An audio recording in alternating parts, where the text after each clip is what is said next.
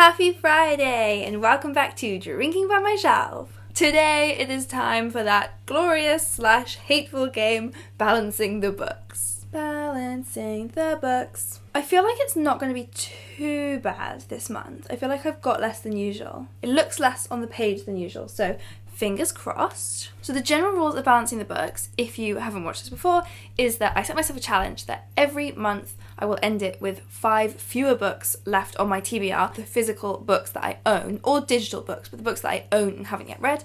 I have to have 5 fewer of them at the end of each month than the one before. So at the beginning of May, I had 57 books that I hadn't yet read. So the goal is to get that down to 52. Okay, so let's start by going through all of the books that I got from work that I had to read for videos for work. I got Patrick Melrose. This is volume 1, which is the first 3 books. And I did read them right at the beginning of the May, so that came on and off my TBR and was really good. I got this book Ponty by Charlene Teo, another one that came on and off my TBR in the same month. So beautiful. And I talked about this one in my summer recommendations video over on Book Break, so I will obviously link to that below. Go and subscribe. I got The Charmed Life of Alex Moore by Molly Flatt. That came on and off my TBR. Really unusual book. I also put this in the summer recommendations video, so you can see about that one there too. I really enjoyed it. It was so unusual. So not like anything I've read before. All of these I will give proper reviews of in my video I do every month about new releases that month. So if you're interested in the full reviews, they are coming. And then I also got The Kindness Method from work, and I did already finish this one as well.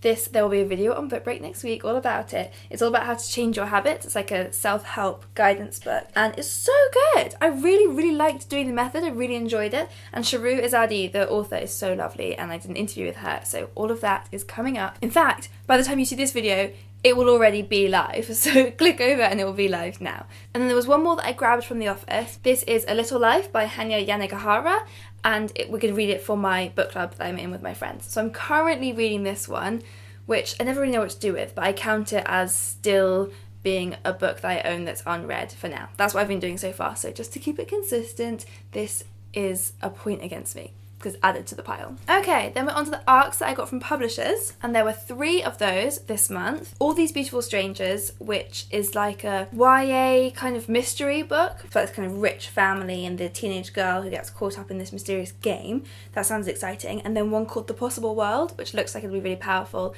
about a young boy who's suffered a trauma and how his life intersects with the nurse who treats him when he's brought into the hospital. That's all I know about those 2. And then the third ARC that I've got, I'm so excited for, and that is Us Against Them, which is the sequel to Beartown, which I've talked endlessly about because it was my favourite book of 2017. So I'm so excited to be reading the sequel. Then for books I bought How the Garcia Girls Lost Their Accents, which is a novel, but it's kind of also a collection of interconnected stories. It's all the same characters and the same timeline, but it's going backwards.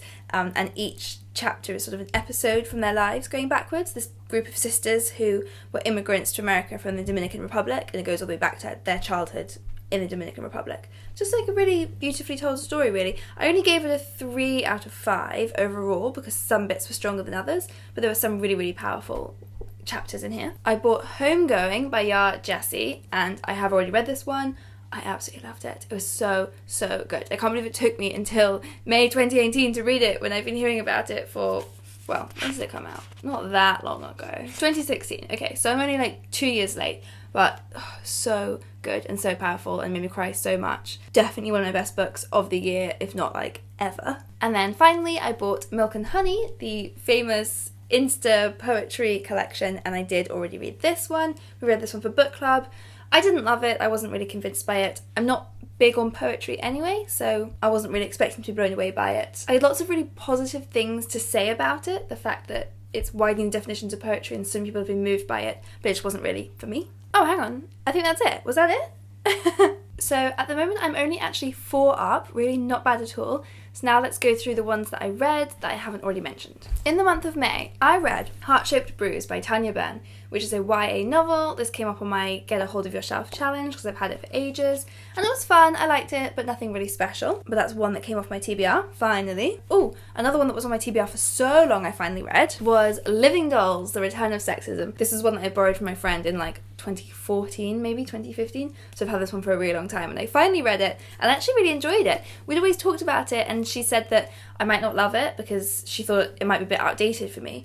But I actually did really like it. Obviously I didn't agree with everything in it, but it was really interesting and made me think about things. So that one, finally off my TBR. I read My Cousin Rachel by Daphne du Maurier. With my book club with Anna and Angelica, this is one I bought last year and I started it, but then I watched the movie so I kind of got sidetracked and stopped. And I was enjoying it, but I just kind of lost interest. So I started it again and it was so good. I don't know why I lost interest the first time around. It was really, really good. And now I'm so excited to read more Daphne du Maurier. I also did buy Rebecca at the same time as this last year, so that one's got to be next. So yeah, this one's great. Daphne du Maurier, so sinister, love it. I read The Other Woman by Sandy Jones, which I actually talked about in my last month's video because I read it like right at the beginning of May before I'd filmed my April balancing the books, so I accidentally talked about it then. So I'll link below if you want that review. It's in there. I read The House Swap by Rebecca Fleet, which was a thriller that I didn't much like. I gave this one a full review in my Are These Books Worth the Hype video, which I will link to. So much linking in this video. I thought it was fine, but I did read it, so it's off my TBR. And then finally I DNF'd a book. I was reading Love Will Tear Us Apart by Holly Seddon, but I just wasn't getting into it, and after I'd put it down for a bit, I just never was compelled to pick it back up.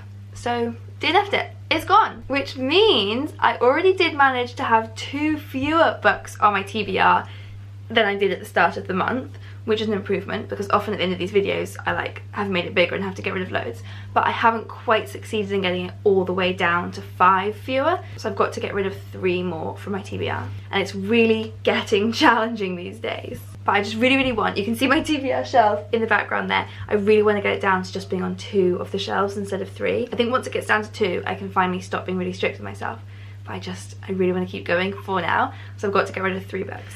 So I'm gonna go have a look.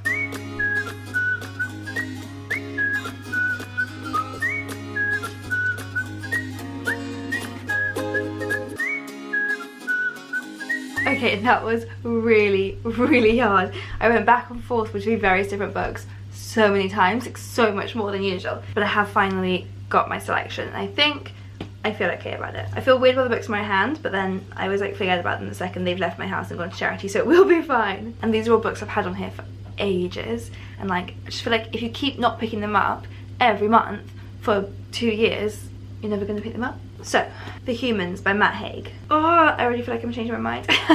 I've only read one book by Matt Haig, and it was How to Stop Time, and I thought it was fine, but I didn't fall in love with it. I think he's probably got a very distinctive style that some people absolutely love, and that's great, but I didn't love How to Stop Time, so I feel like I might not like these. Oh, but maybe it's really interesting. This one does have higher ratings on Goodreads. People do seem to like this one more than How to Stop Time, so maybe I would love it.